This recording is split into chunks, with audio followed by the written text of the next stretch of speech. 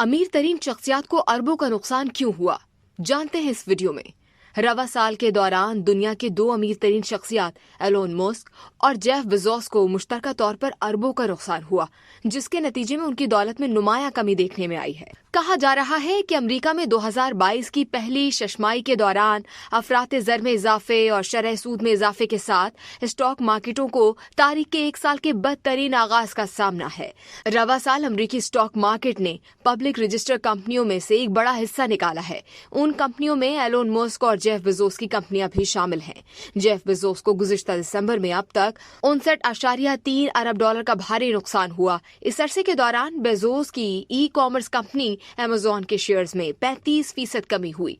300 billion dollars के असासों के मालिक दुनिया के अमीर तरीन शख्स एलोन मस्क को भी रवा साल काफी माली नुकसान का सामना करना पड़ा है। एलोन मस्क की कंपनी टेस्ला को उस वक्त बड़ा धचका लगा जब चीन ने टेस्ला कारों की प्रोडक्शन को कोरोना वायरस की वजह से रोक दिया था। इस तरह रवा साल के दौरान दुनिया के दो अमीर तरीन शख्सियात एलोन मस्क और जेफ बेजोस को मुश्तरका तौर पर 124 अरब डॉलर का नुकसान पहुंचा है।